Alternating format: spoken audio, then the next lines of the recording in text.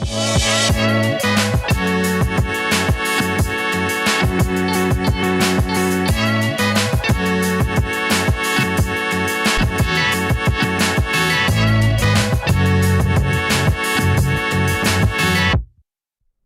everyone, welcome back to the show. Stephen Howson, Ronaldo Brown. You all right? I'm all right. Was it just me or was that intro longer than usual? It felt longer than usual. I felt like it took an age. But we didn't do one last week. It's almost becoming a little bit fortnightly with these. I don't know if it's my fault or yours. Yeah. Get your haircut every Friday. Do you know why? I do that for the love of Stretford Paddock FC. It's either that or I turn up fucking 5 minutes before kickoff on a Saturday if I do it on a Saturday. Anyway, you all right? Everyone at home, you all right? Let me know what you're up to this weekend. We're supposed to have a game tomorrow. I reckon it's pure 50-50 with whoever. It's a big game as well. Yeah. Big game. We've got a few coming up, man. We've got these. We've got a random ass team called Summit Vets. Yeah. In the cup next week. Then we've got Newton, who gave us a bit of a Slapovich last season, and he got Clay Brow, who currently top of the league. Those three league games. So in 3-4 weeks' time, if tomorrow goes ahead, we will know if we're in title race or not. Clay Brow, do you reckon it'll be on draws then? Because if the pit, do you know what I mean? Should be. That's a huge one. I think it benefits them if it's a messy pitch. There might not be as many people that turn up though. No. As the away game. Did that boost them, do you reckon? Probably, but if you're judging by their form this season, it's probably about right, isn't it? And I feel like some of them were trying to claim that they had one of their best players missing, and they tried to claim that wasn't one of their better performances. But I think that was due to us. We played well. I'm gonna put out and say that we played well. It was a good performance. It was an enjoyable game, if not tense. That last tense, man. Dave had his watch wrong, right? So Dave's on the sideline for Dave Pritt, and I don't know why I never timed the game myself. I'm always like, Dave, time, and he'd said, I think he'd said something like 26 minutes or something like that, and it wasn't actually 26 minutes. It was like 18 or something like that. So I'd actually marked when he'd said 26. So I'm thinking, oh my God, we got loads left, and then it's like the whistle blew, and I was like, that was about another 8 minutes to go. All right, sweet. I'm not gonna. No, them last 5 minutes took an age. Yeah, long. Took an absolute age. Aaron Mercer's, now I'm disappointed you never came to the match in Dublin. I think that was because I was still slapped from the American trip. It was brutal. Like, that was brutal. And then literally, Steve went to Ireland next day, and McCullough went as well. I'm not sure how he did that. If I did that Dublin weekend, I would have not recovered. Especially when you got to come back, you got to get back into work mode and that. No chance. I think that it was an interesting thing, that, because we obviously flew on the day of the game. Yeah. Which is unique for us as an amateur football team to do that. Fly on the morning of the game, and it was it was a 5 a.m. get up. Being at the airport for 6-7 to get a flight at like 8. Obviously, all of that rigmarole involved in travelling. Yeah, it's a 45-minute flight. It's a hop, skip, and a jump of the flight, but security ain't. Dicking about and getting to the airport ain't. Then getting from where we were. We took the minibus over, which was genius. That was a genius move. But even that was still, it was long. So by the time you get to the game, you are a little bit fatigued. Now, obviously, we won the game, so this isn't excuses for why we played badly. But I think we had the journey in our legs the first 20 minutes or so, for sure. But it was good, and I definitely want to do it again this year. Yeah, big away days are tough. It's different for first-team players at that level, because I think a lot of them go the night before. Sometimes they do actually travel on the day, but I feel like their preparation's a little bit different. But I think when you're thinking about away trips and how people have a home field advantage, we saw how actually true the home field advantage is when COVID happened, and you saw that people's home form compared to pre-COVID was completely vastly different, which told you the influence that fans actually do have on games. Yeah. And whatever. They reckon your testosterone's low. Someone's done a study on this, and they reckon your testosterone dramatically lowers when you play away from home. How mad's that? Is it just comfort? Surroundings? Yeah, probably a little bit of... This is why, from a psychology point of view, in your stadium, and I've said this so many times, United should have a wall of legends that every opposition has to walk by. And someone mentioned Real Madrid have something like this. And I can imagine because of course, and they should. You should, when you get off the coach, you should make them walk the longest. Like they should make the walk from the. They shouldn't pull the back of the coach into the tunnel in the back of the Stretford end. Go no. Park all the way back on the other side of the garden and shit. Make them walk past all of this. Make them realise. Make them intimidated. Make it a thing where fans are up there giving them shit as they're walking in. Make it fucking hostile. This is a competition, man. And if we as fans could influence just one game a season by doing that, isn't it worth it? It's worth it. Absolutely. It's worth it because when I'm thinking about games like, especially when you're a big team, because big teams have struggled at Luton away. And then I went to kind of road a few weeks ago, and it is very much got that kind of non-league-ish, very rough around the edges type of vibe to it. I did the march from the train station, like a 20-minute walk, 15-20-minute walk from the train station with a bunch of Luton fans all the way to the game against Luton versus Chelsea, and it kind of felt like this is England. Felt like I needed to put on a bit of a beanie and Jay's Parker, but I was actually walking, and then it had a bit of that vibe. And I think even where the away team park, they park on one of the streets. Love it. Of where people live, and they literally just got to walk around, and you can tell that the away changing rooms are going to be shite in that. Probably the heating's not that great.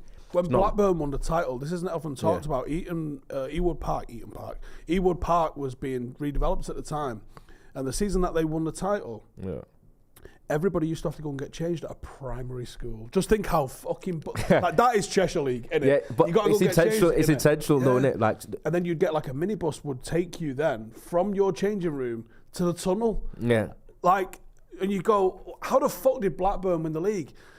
That's a marginal gain. That is a serious marginal gain. Percentages. That's why a lot of away.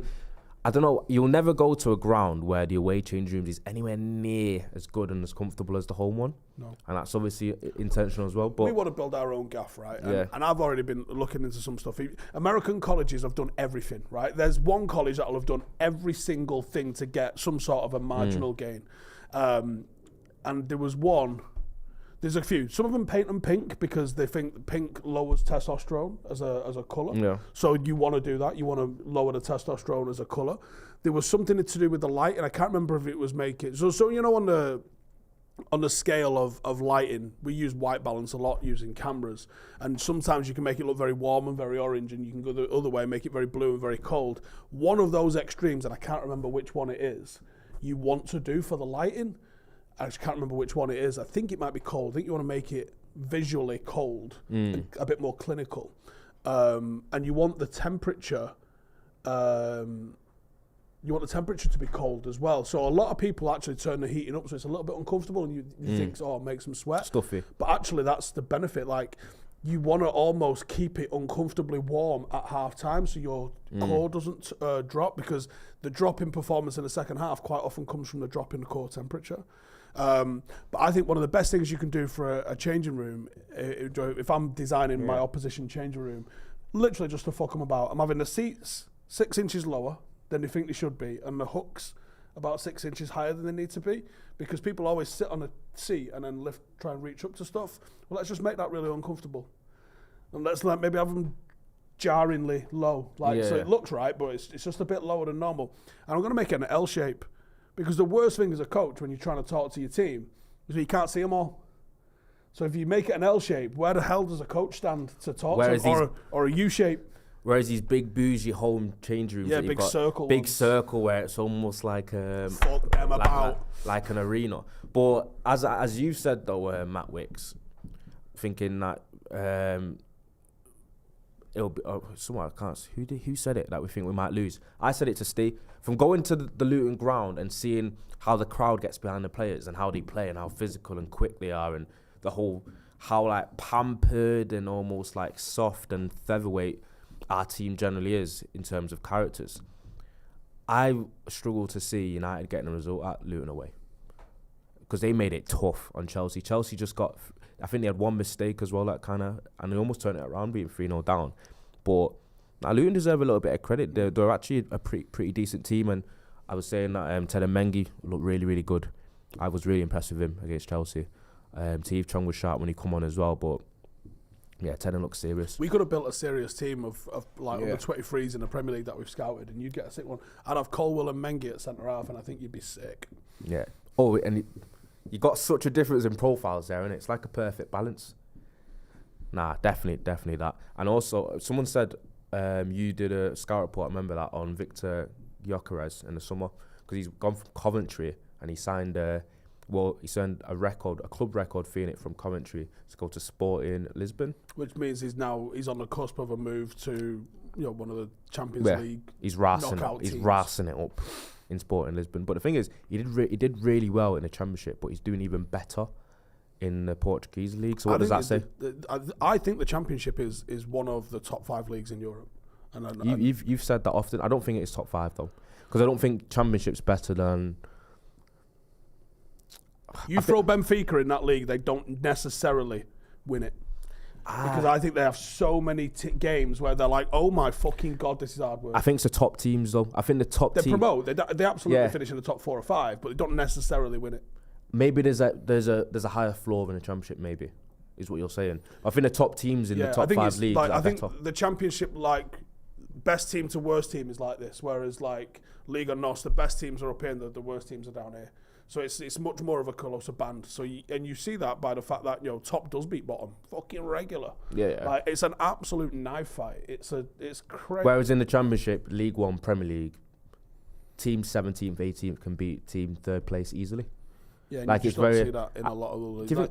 It's become more like that in the Premier League now, isn't it? Like although I think did Barcelona struggle with I don't know what league they were in the Copa del Rey this weekend. Who? Barcelona? Yeah, I think they went 1-0 down to a 3rd division team, but ended up winning 3-1. I watched yesterday as well. I watched Atletico Real Madrid yesterday. Atletico won 4-2. Did Vinicius get racially abused again? Probably. He was arsed though, but it's not justification. But like, he does get a lot of that in Spain. Vinicius. I think he gets a lot of that, particularly with Atletico for some reason. But I think it might be the Madrid rivalry, but still, it's shit that. Isn't that where he got it bad last time? Yeah. Because it happens in Spain, but happens in Italy. But I think Atletico Madrid have like this, pretty much an annual kind of race hate towards Vinicius, and also because of the type of player he's good, he's dynamic, he's quick, but he's also can be a little bit of a wind-up merchant as well. It's even worse. He's the type of player that you'd love to have on your team, but for Atletico fans, they're proper nasty towards him. But someone said there anyway on what we were talking about that Championship might be ranked 10th. Yeah, I saw that. But the problem is like you can't correctly rank it because teams in the Championship aren't getting European competition to see how they would fare if they got into European competition. So it's a weird one, but I think it's a seriously underrated league, and I think Jude Bellingham obviously being like the stellar example of this, but there is so many other examples of players like Ivan Toney. People are like, wait till he gets to the Prem, see if he can do it then. Yeah, not a problem. Jack Grealish, wait till he gets in the Premier League, see if he can do it then. No problem. If you're good in the Championship, you are a good player. Pukki? Done. Remember Pukki, Norwich? Yeah. Striker. Came on, decent. Obviously, we've not really seen it from Sheffield United, but Sheffield United is the one team that's come up where everyone's been like, they're actually really, really bad. But they've also had the worst injury crisis out of anyone in the league all season. But they've not had the same type of coverage as the bigger teams because it's Sheffield United. So obviously the United, Tottenham, Newcastle type of injury crisis, they're probably the 3 worst. They're going to get more noticeable. But imagine being a promoted side. You've got not that as much budget as everyone else. You're probably going to be up against it anyway, but then you get splattered by injuries. You're going to find it tough. Yeah. Back on the away dressing room and the psychology sort of thing. So we was working with a guy called Bill a while ago. And I think he had like 2 degrees in psychology, sports psychology and stuff like that. And he come up with something which I was like, wow, we never used it because it's costly and we have to cut our cloth accordingly as an amateur club. Yeah. If we had budget, I would absolutely do this. And it's very much some Machiavelli shit in terms of how you're going to be perceived with this. So what he said was every time a team comes to play to us, he goes, write them a letter and give them a hamper. Give them water, give them protein bars, give them energy gels. He goes, and then as the opposition manager's trying to ramp them up, you fucking smash these pricks. They're all pricks. They're all sitting there looking at the free shit you've just given them. You're messing with the message that the manager's giving because he's going, well, they can't be pricks. They've just given us all this free shit. Like, they've wrote us a letter saying, oh, welcome to the stadium. I hope you have a good game. They won't have the edge in it. Yeah, and it just... So... the cameras that we have at the game obviously give teams a bit of an edge, and teams play up to that a little bit. If we could take that away, or even just dull it 10%, it makes such a massive difference. And that's something I am definitely going to try at some point, which is like, put a little hamper in. What must it cost? Like probably 50 quid or something like that for a little hamper every game, just to take the edge off it. It's not cheating. It's not bending any rules whatsoever. It's just being a welcoming host, but if it just takes the edge off it just that little bit. Because people are like, oh, why would you help the opposition? You're not helping them. They can all buy energy gels and protein bars and water. But even other than that, there's always this kind of heavy legness that I've always gotten from away games. So when you do the journey and the travel and then you come off and it feels like you need a longer time to kind of get your body ready.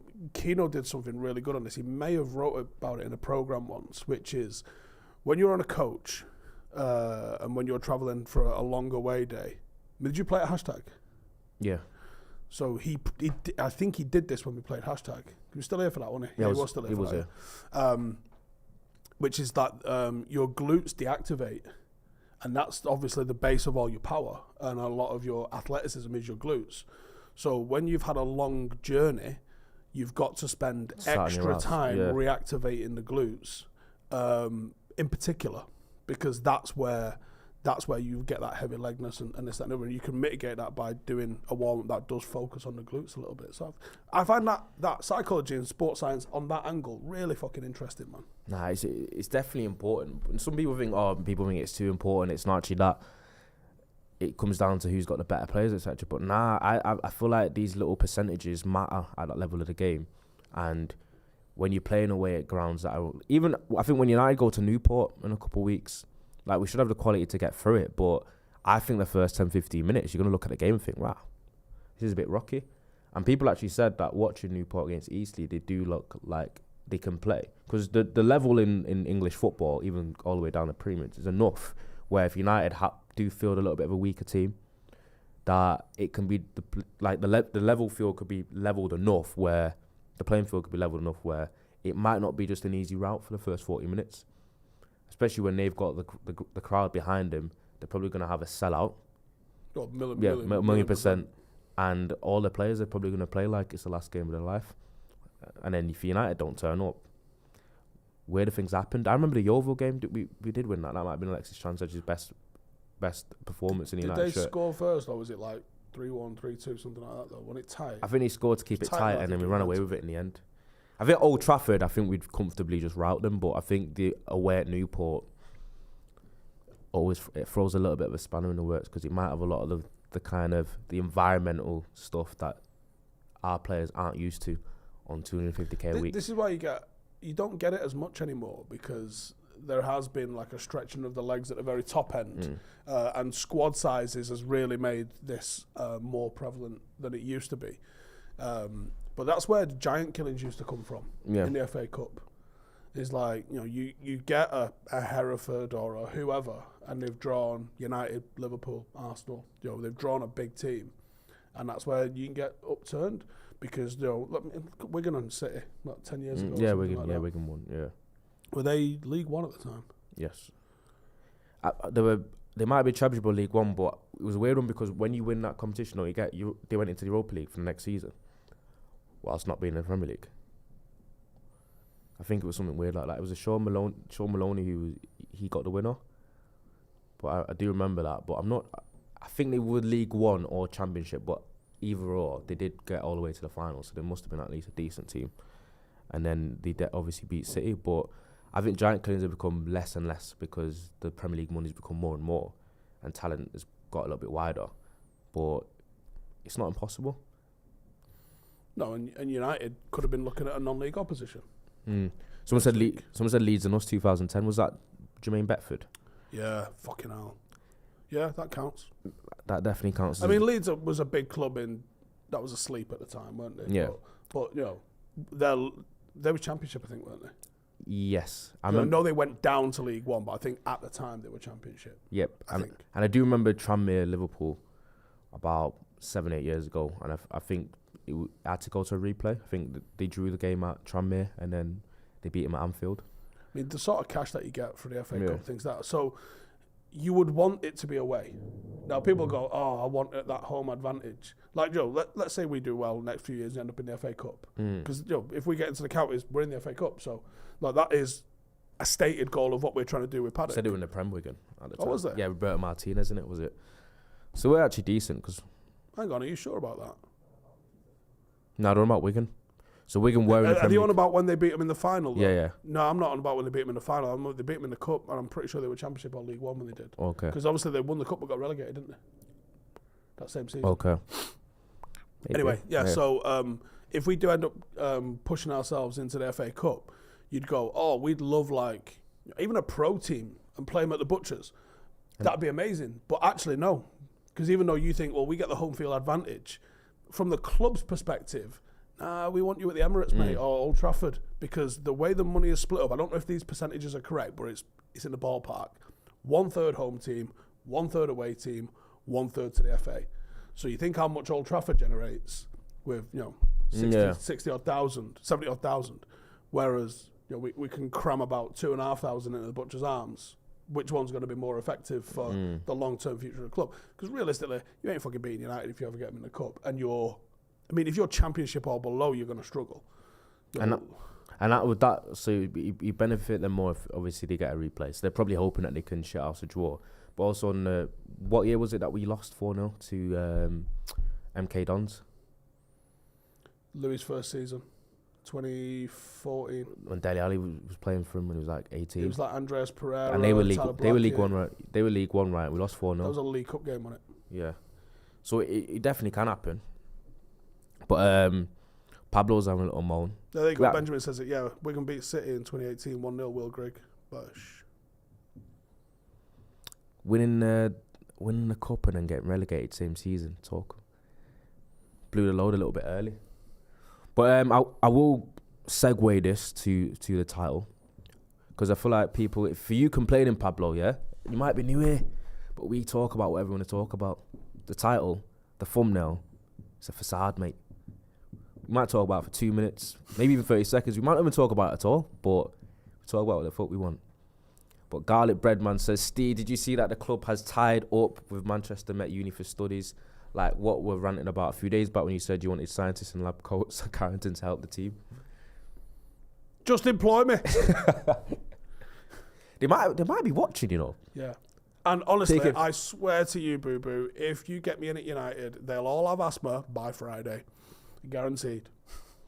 Klopp did a madness with that, innit? Listen, just take the inhaler on the off chance you feel like you need it. Even all the percentages pointed towards it being dodgy as fuck. Yeah.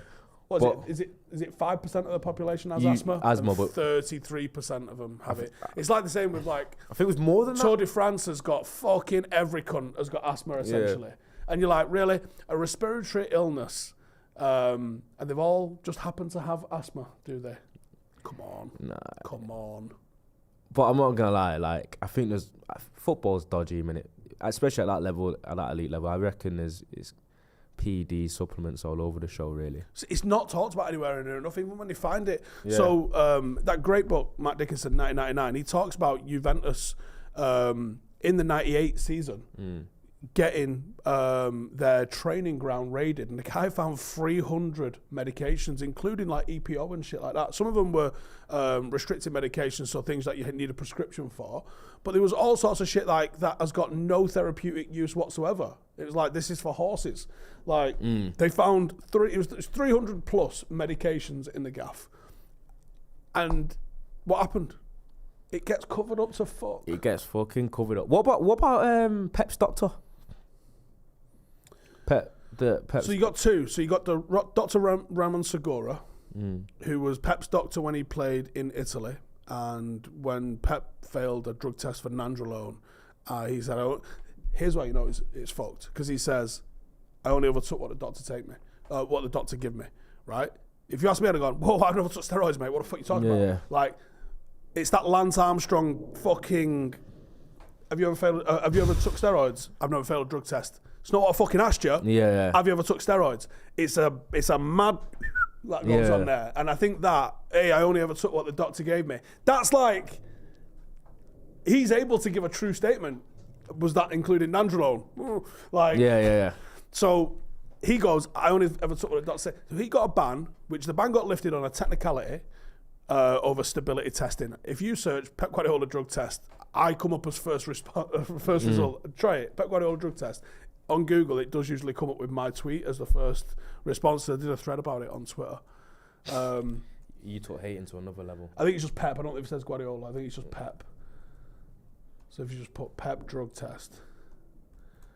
I forgot to go on the keyboard.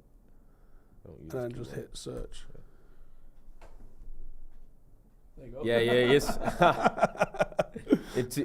Steve's like the second person thing down. It's the Guardian and then me. The Guardian and then Steve. And it's Steve's thread. Yeah, let's read it out. So I'll get the exact bits on it then. So Steve's, I'll read out what my thread is on it. He's got a whole ass thread, you know. It says Sport Bible said, quote this with your best random football fact. And they used a gif of Pep Guardiola. And I thought, well, this works, doesn't it?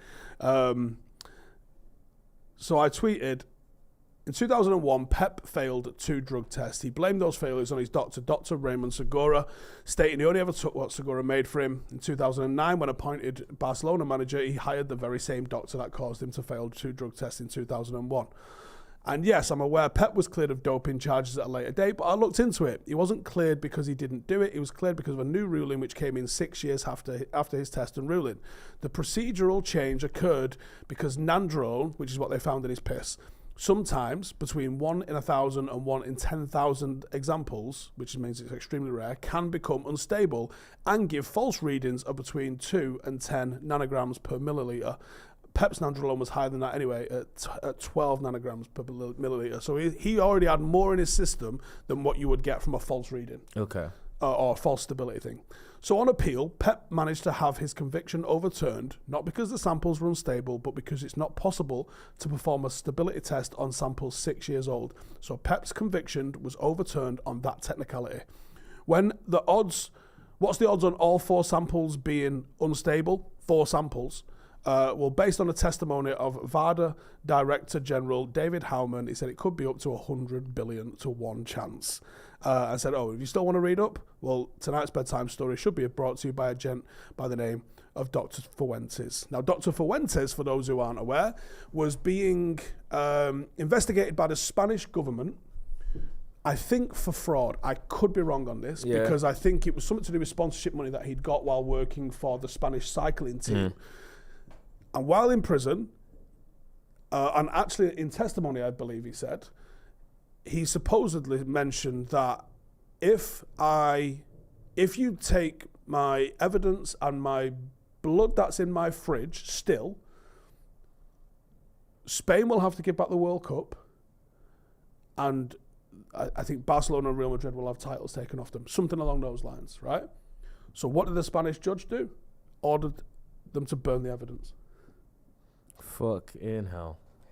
Google Dr. Fuentes in Spain football team. Especially somewhere like Spain where Barcelona footballers, like as footballing clubs and entities, they're so powerful and so important to their culture and their makeup. They can't afford to have Barcelona and Real Madrid not being... 1,000,000%. That is genuinely too big to fail. That is the banks in England in 2008. The government's going to fucking cover that shit up. Phil B says, what PEDs can be administered through an inhaler? Now, my understanding of the inhaler thing is, so what an inhaler does for those who've got asthma is, I believe, a tightening of your airways. What the inhaler does is it dilates those airways to allow you to breathe again when you have an asthma attack. That is how inhalers work for those with asthma. What I believe for the PED usage of it is, do you know those big fucking bong-looking things that people have on inhalers? So they have this like big clear thing, and they put the inhaler in the end of it. Yeah. 40 blasts of the inhaler. So I think you have 2 blasts, right? My best friend, my best friend growing up had asthma, so he used to do it all the time. And I'm pretty sure it was squeeze, and like suck it in. I'm pretty sure that's what it did. But the big bong thing can hold loads. 40 blasts on that. Fill this fucking thing up, and then that down. Supposedly dilates your airways to the point where it's got like an EPO kind of effect on it, which gives you like way better fucking cardio. that's the move. That don't sound healthy, that, you know. Well, there's always a kickback. Every medication, there's It's always got some to be, sort of especially for doping in sports. You hear a lot about doping going wrong, really, innit? And the problem is, if you've got people, asthma, because people say that about therapeutic. Flojo. Have you heard of Flojo? Fastest woman that ever lived. She's the world record holder for the 100 meters and maybe the 200 meters.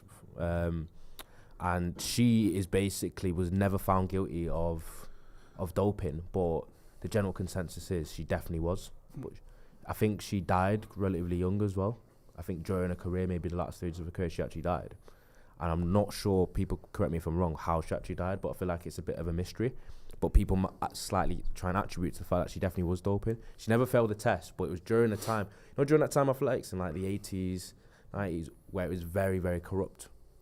Especially with a lot the Eastern European athletes and like the German and the Russian athletes that have a lot of, the women especially have a lot of the world records in like the 400 meters and 800 meters. There's some records in like, I could be wrong here, but I think like javelin or shot put or some shit that got set by some just fucking ginormous Hungarian ladies. Yeah. Ladies back in like the 80s that no one's fucking... And because they never got found guilty of them, those records still stand. I know it's got anything near him. Lance Armstrong didn't actually get convicted on the back of a failed drug test. He'd failed 0 drug tests throughout his career, and his piss was the same colour as these fucking lights.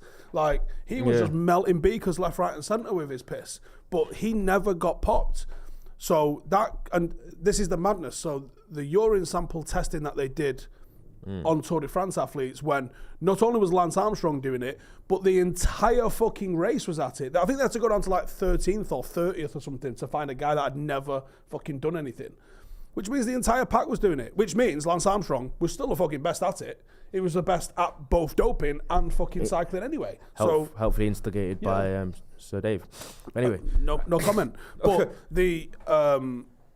he got found on a testimony of others going, oh yeah, I did all sorts of steroids, and Lance was doing steroids too. Yeah. And he got his titles rescinded off him because he got done for technically defrauding the American government, because the US, the team he raced for, US Postal Service, was fucking sponsored by the US government.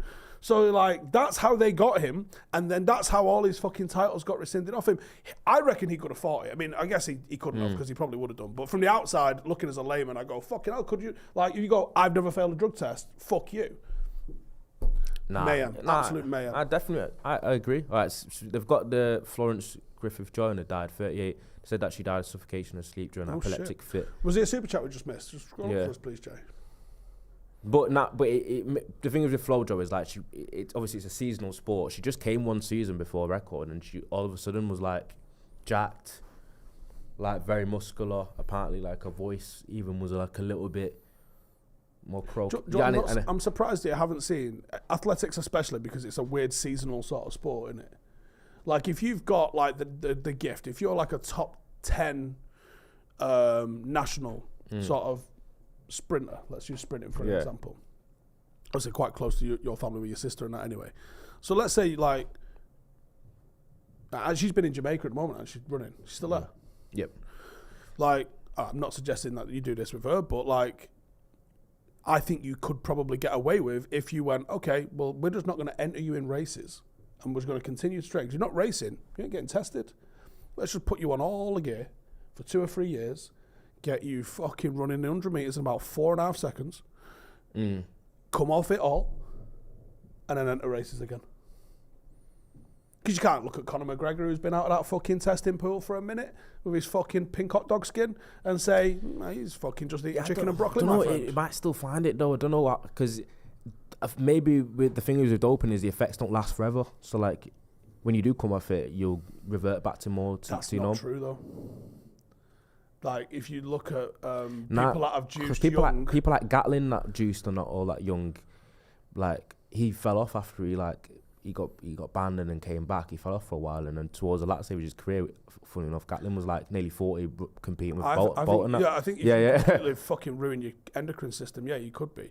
But I think there's a way to get a fucking leg up to the next level and maintain at that next level. I'm sure of it. And also, you're talking about cover-ups and importance. A sport like athletics, the big stars are so fucking important to the sport that but a lot of them have popped, though. like they had that like them being caught doping or them being done for it, it completely like affects and tarnishes the integrity of the sport in general, which is someone like Usain Bolt, who kind of almost revolutionized athletics and made it the most popular it's ever been during his era. And he's probably one of the biggest sporting athletes that's ever lived, has been an athletics person. He's transcendent. He transcended the sport.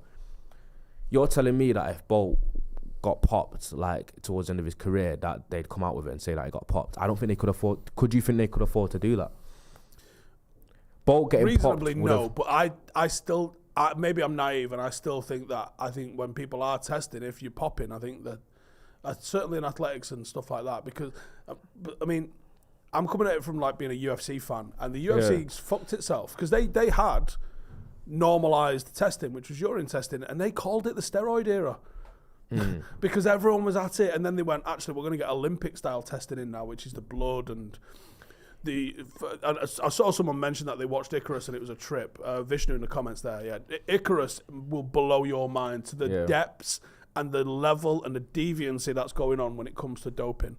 And that's what makes me laugh, is like, you go, hang on, football is the richest, possibly behind fucking baseball, weirdly, and basketball. Like, there's a lot of fucking money in those. But, you know, worldwide, for people that are going to play, football is the richest fucking sport out there, and yet it's the one that seems to have the fewest amount of performance-enhancing drugs popping ever. And we know the British FA. Because people even get popped for it in the NBA occasionally, in the NFL too, on occasion. Have you seen the fucking size of them? Your kind of remedy to this doping thing in sport is, you think, just to legalise it. Well, the thing is, like, sleep is the most performance-enhancing thing. And, you know, that's not regulated.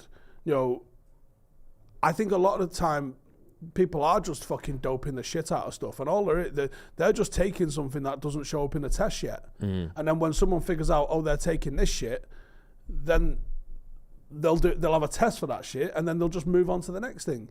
That's a lot of it. People was doping. Was it Deca that they were all using in the 50s and the 60s? And then they found a test for it, and they all moved on to it. Like, yo, human growth hormone, I'm pretty fucking sure there's a lot of Premier League players that are on HGH at the moment, but I don't think there's a test for it because it's natural fucking occurring in the body. It's true. This reminded me of this. Marita Koch was like this back in the 80s. She set like 16 more records and 40 more records in her career during the 80s. And she's like the most controversial one because her record still stands. And she's one of like the best athletes. She was like freakishly good. She was like in the 80s running. She ran the 1083. Yeah, she ran the 400 meters in 47 seconds in the 80s. Nowadays, like, the best athletes run it in 49. Like, nowhere near what she ran it. And obviously the drug controversy here is, according to sources, Koch did use the anabolic steroid oral turinabol from 81 to 84 with doses ranging from 530 to 140 milligrams, 1,460 milligrams a year. So she's one of those athletes that they definitely are. Everyone's pretty much guaranteed sure she did dope. She obviously denies it, but she never got popped, so they can't do anything about it. But obviously, you know, the Eastern German type of era. I don't know if it was during the it was during the Cold War. During the Cold War, where all sorts of shit where they were like they were heavy on the super soldier serum type of thing with the athletics. And wasn't Russia got banned from one of the recent Olympics, innit, or athletics? Sochi. So that's sort of covered in Icarus. So Icarus starts with like an amateur cyclist goes. Go back to the comments. Obviously, Tour de France is like really dirty sport, and everyone's doing drugs. And actually, there's a phrase, I think that's in this film, where they say it might be healthier. It might not be healthy to do the Tour de France unless you're taking steroids. It's that taxing on your body. So he finds this stage race, which is like an amateur version of the Tour de France. It looks just as fucking hard. So his plan is he's going to make a documentary about doing it and then juicing his tits off and doing it again. And how, because it is drug tested as well. So he's going to go, so I'm going to do it. I'm going to set like a baseline time. I'm going to fucking do a turbo amount of drugs. And I'm going to cheat the system. I'm going to show you how people are cheating the system, like freezing your piss and all sorts of stuff from... Because buying someone else's piss. It has to be your piss because the tests are that sophisticated now that they can see different Deeney. markers in the blood, And like, if it's my piss, then it's a bottle of your piss that comes in. All of the different levels of different stuff in there is all over the show, and you go, this isn't right. So if you're a clean athlete that's not taking anything, just fucking, chicken and a rice cake and, creatine and protein and good sleep, then your biomarkers are all going to be this, and it'll be consistent. If your biomarkers are going fucking up and then down and then up and then down, and like, well, there's some fuckery afoot here, isn't there? You're manipulating something, so what's going on? It's the best documentary ever. Like, so it starts with this guy going, this is the premise. I'm going to do this and I'm going to do this. And he gets hold of this Russian doctor, I think, called Radchenko, Grigor Radchenko. I think that's what his name is. It's Greg or whatever it is anyway. And this guy, basically, as they're on Skype and he's talking him through, like, the things to take and this, that, and the other, he kind of just, like, gets friendly with him. And in the middle of all this, like, the guy's sort of grassing himself up, like, oh, yeah, I doped athletes at this, I doped athletes at that, I doped athletes at this. And then while they're filming this documentary, I think it's German TV, does an investigation into Russia and that guy, that doctor. And, like, yeah, this doctor's doping everyone.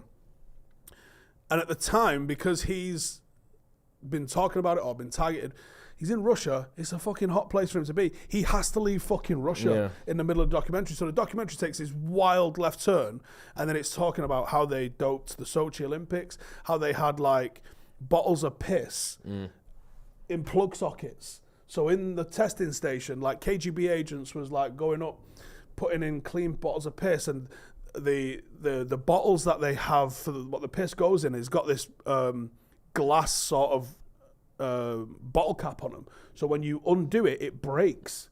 Now they managed to find a way to undo the bottle caps without them break, because these are all sealed and like barcoded and all this stuff. And they've shown you how, we found a way to open these bottle caps without any scratches and without it breaking, put the clean piss in them, and then go and stick it in the freezer where they was going to test it. It's the best documentary ever. And it shows the lengths people are going to dope. And you're telling me the most watched, richest fucking sport in the world, no one's doping? In football. Insanity. But no one will talk about it. Nah, they probably won't. And I think it's all speculation, but I feel like at that level, I'd be surprised if there isn't a little bit. Or maybe they go right up to the limits. But on Corridor Burst, is this a football channel? I'm not sure though. Few people quite annoyed still on the fact that we haven't spoke about the topic, but I thought this has been all football related, to be honest. But you might be quite new to XG Files if you're thinking that. But if I'm going to touch on what we were going to mention, I just wanted to personally ask Steve about the Martial thing. Obviously, we've seen Sancho, Hannibal, and Reguilon go this. We've not seen them three play for majority of the season. Have they played together at all yet this season? At all. And then obviously we've got Martial, who's apparently not fit enough to train, and his agent's coming out saying that's not the case. What's his agent going to say? Do you know what I mean? But do you think Martinez, Casemiro and Mount are actually going to make that big of a difference to what we're seeing? Because some people may argue that them three players weren't actually performing at their best before they got injured anyway. So what is your realistic expectation for the rest of the season? Because I feel like there's almost become a bit of a vibe, because we've been talking about it in terms of even just videos, like, where it's almost like United fans are already waiting for next season in January. Yeah, there probably is a little bit of that. But I think there's twists and turns in this year. I don't think fourth is done for us. I'm not saying it's easy. No, I don't think it is. I don't think it'll be easy. And I think realistically, we're probably going to end up finishing fifth. If I had to put money on it right now, where United finishing, I'll say I think we're going to finish fifth. I think so. But we have to pit Villa or Tottenham, then, innit? Yeah, but we could. They're a couple of injuries away from just absolutely crumbling, as we've seen. So I think we could pip either of those to that. You don't know what's down the pipe. You have no fucking clue. And we know this United team is capable of going on a run. Now, for us to be capable of going on a run, a few things do have to happen. We got to sort the midfield out. Now, 2 out of them 3 on there might help that. Yeah. The defence needs sorting out. Well, we saw against Spurs. Him being back is a fucking massive bonus. Luke Shaw's got to come back as well. We missed him. And then having that settled defence in front of Onana, hopefully start seeing us play better, having a midfield that defence can go and find as we're playing out, might do it. And I don't envisage that the attack will just click because the midfield is better, but it might. It'd obviously help. Push Bruno a touch higher than he's been. Mount was someone that came in and I was hopeful I would be that kind of marauding number 8 that kind of nips in with 10 goals, 10 assists because he's capable of. He seemed like he was still finding himself. In terms of a transfer, though, he has a lot to prove in the second half of the season because, in my opinion, buying Mason Mount with a year left on his contract for 65 million is already a bit of a fleece. And then he's come in. Been missing for 6 months. Yeah, been missing for 6 months. And when we did see him play, he wasn't pulling up trees. Nope. So... But then was that, again, because the defence wasn't set and the rest of the midfield wasn't set and he was getting used to a new position playing alongside Bruno? You know, he has to have been allowed a settling in period and then the injury didn't help. Because another thing with Mount, right, is Mount is an English-born player that's been through the system, that's played in the Premier League all his career. It's not the similar kind of integration period that you'll get from a foreign player learning a language that's getting used to the pace of the league. He's basically lived and breathed it, so that's why he knows the league. He just doesn't know the team. He doesn't know the team. That's why players like Mount might not get the same amount of like leeway. But I think we talk about the availability being the best ability. Him being basically not non-existent for 6 months after paying that. It is especially him being bought as a significant area of need in the summer in terms of a midfielder, and people have thought, have we made the right choice? Have we spent too much? And he's even the right profile. Yeah, 65 million when he's been missing for 6 months and would have been a free if you've paid 65 million for 3 months of service. Do you think back in the day, Fergie, do you reckon Fergie probably said, we'll spend the money elsewhere, and he's got enough power we'll tap him up like we have him next season? But one Fergie knew was going to be here next summer. I don't think Erik did know he was going to be here next summer. Everything's a bit more urgent, isn't it? Yeah. So you can't do long-term planning. Like, he might be like, I'm just going to let, Alvarez go out on loan and cook, and we'll replace Luke Shaw with him in a couple of years. Sorted. Kobe Mainu, I'm going to drip him into the first team. He'll be a number 8 first-choice player in about 18 months. Like, he ain't got that. He's like, I got to win this game at weekend. That's it. Like, that's all he can. Like, it's such a mad fucking way to be. It's like League One manager vibes, isn't it? Where it's like you week to week. Fucking Troy Deeney. Oh yeah, Troy Deeney. Oh yeah. Well, I can't believe I've not mentioned that. You seen and heard those interviews? I can't believe what I was hearing from Troy Deeney. So he went for the Mark White. Did you see Mark White when he hammered the lads for losing 5-1 against Oldham? Which I get. Yeah. But I also think, what benefit is that to anyone? Troy Deeney's ones, they just weren't. See, Mark White does it a little bit better where he goes, those lads, all of them were dog shit today. But he was pulling out individuals, breaking them down. I think that was where the line maybe got crossed. You speak about individuals like that, that should stay in the dressing room. If I come out and do a video after one of our games and I go, them lads let themselves down today, are you like... Yeah, he's probably right. If I go, listen, Ronaldo never playing for me again. I told him 6 months ago he needs to sort his shit out. He still hasn't. You'd be like, whoa, you're going to fucking knock on the door, aren't you? And be like, what the fuck? Especially at that level when you're tarnishing the reputation of a player, especially at that level when they're playing for their livelihood most weeks and most seasons anyway. And now you've got footage out there of a manager saying that you're this and you're that and this is how you're like. Troy Deeney spoke like a fucking... Spoke like a pundit. He spoke like a captain, not even a pundit. I think he spoke more like an angry captain or a fan rather than the manager. Because you talk about like the right back saying, he's quick and this, but people just run past him. He's just going in. Do you know what I mean? Obviously, fucking super chats piling up. Yeah, let's get into these super chats here. So Gavin says, I can't read that. It was flopping down. Manscaped. Hang on. We've got an advert actually. So let's roll to the advert and I'm going to come back and have a look at these super chats. Get your questions in. See you in a minute. Step into next year, 2024, with confidence thanks to Manscaped, where resolutions are met and hairs are neatly kept. As the new year approaches, why not make the self-improvement a breeze by keeping your body well groomed? Introducing Manscaped's Performance Package 5.0. That's where we're at, 5.0 Ultra, the ultimate all-inclusive kit designed to help you feel clean-cut and confident as you should. The 5th generation lawnmower features 2 interchangeable next-gen skin-safe blade heads and a standard one for taking a little bit off the top and a new foil blade for the go smooth wherever your heart desires. Did I mention that it's waterproof as well? Manscaped also threw in 2 free gifts, and that's the boxers and the toiletry bag. It's the boxers 2.0 and the toiletry bag 2.0 as well. It's time to upgrade your grooming game. Resolutions may come and go, but a well-groomed you is here to stay with Manscaped's latest and greatest. The Performance Package 5.0 is here, and it has got futuristic tendencies.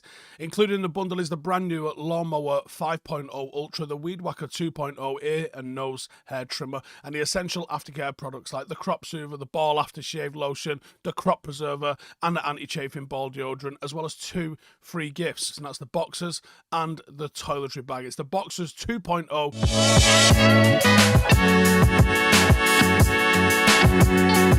Step into next year, 2024, with confidence thanks to Manscaped, where resolutions are met and hairs are neatly kept. As the new year... Get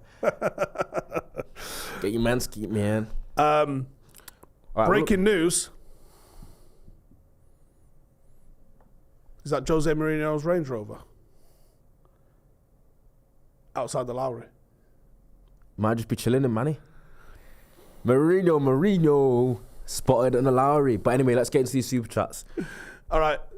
Noah says, lads, you reckon De Gea's reduced terms contract was rescinded because he blanked Avram Glazer in the final? Reckon that petty? Yeah, I do reckon that petty, but I don't think that was the case. I think we had Onana lined up and then we got the green light and then pulled the plug on that one. Yeah, fuck that. Gavin says, did you see our mate Gabby on TalkSport saying Vidic overrated and Ledley King 3rd best defender in Prem history? 3rd best behind who? That's both of those are wrong. Ledley King, I did rate. Yeah, he was good. But was good. He's getting elevated by people projecting what could have been. What could have been because he was injured all the time. Yeah. And Vidic can never be overrated. I fucking loved Vidic, man. One of my favourite players. The best 3 defenders that the Premier League's ever seen is Stam, Rio, Vidic. And for me, it's in that order. You can have your own order, but I saw a clip yesterday about, because everyone's talking about with the Barcelona 2009 team and the current City team, and they were showing clips of the Barcelona team playing tiki-taka around everyone, just bopping it amazingly. And there was a clip against United where they did against United, and then like Messi's bolted through, and then it looked like he was gonna get a single goal, and then he's done like this last ditch challenge. Vidic was class. So just out of nowhere, just gone vroom, and I thought, yeah. I don't know who I'd put us 4th. I don't know who I'd put us the 4th best defender. I think Tony Adams has to be in that conversation. So who the best like? For me, Stam, Rio, Vidic, that order. I think Tony Adams has to go in that conversation. I think Vincent Kompany goes in that conversation. I'm not going to put John Terry in that conversation. You can shut the fuck up. How about that? John Terry's top 5 centre backs of all time in the Premier League. As much of an absolute prick he is. Sol Campbell's probably in that conversation. That's what I mean. Taking Sol Campbell over John Terry. But it's actually, you're actually right. It's like, even if you think United bias wise, like it's hard to look past Real Madrid, Rio, Vidic and Stam. It's hard to look past that. I'm not gonna lie to you. No matter who you are and what you think. Obviously, you got like a Kompany and Terry and Tony Adams on the I did Howson versus anyway, and I mentioned Gabriel Bonlaho. So he says, I had it easy. Do you know how many times he beat us? Once. Fergal says, do I think the amount, and do you know how many times he scored against Vidic? 0 probably. Twice. Yeah. Put back on them fingers, please, Arkid. Thank you.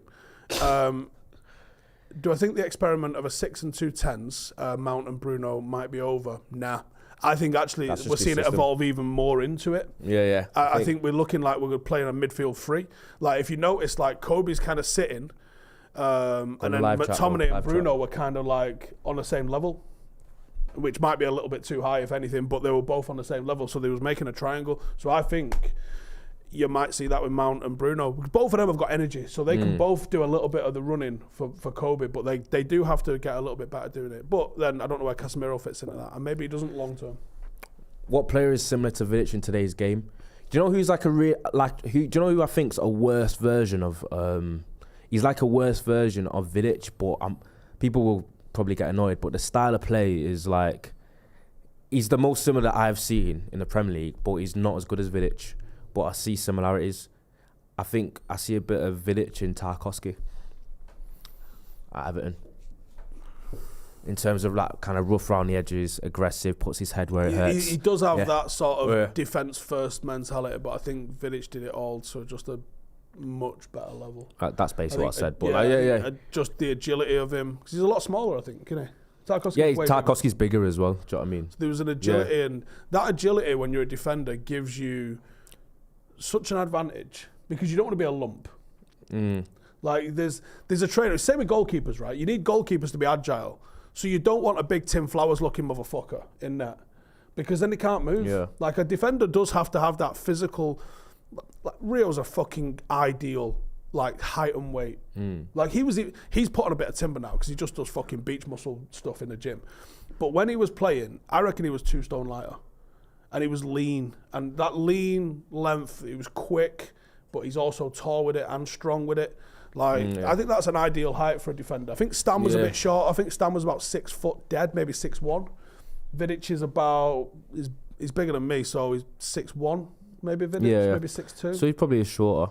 So probably not. But I'm just talking. I'm trying to think. I can't think of anyone that plays like Vidic because not really. No. Vidic was so like. It'd be a problem with VAR though. Yeah. Do you know what I mean? Because he was a weird little shirt puller. That was the most I could think. But obviously, people are just gonna go wild with the comparison. But it's more just like in terms of being from the same cloth of the kind of nutter element. Do you know what I mean? You get fucking clipped up in terms of fucking people taking what you said wrong. Shit, I got someone comment on my shit yesterday saying, remember when you compared Lukaku to R9? No.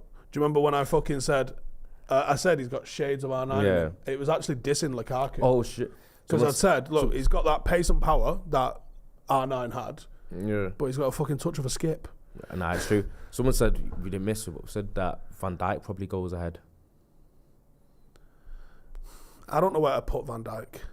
Van Dijk's probably up there, you know. He is up there, but don't know. I don't know. I don't know where to put him. It's a different era, man. When you look at the strikers in the 90s and the 2000s to now, it's a bit off it. It's a bit off it. What's happened? Is it disconnected?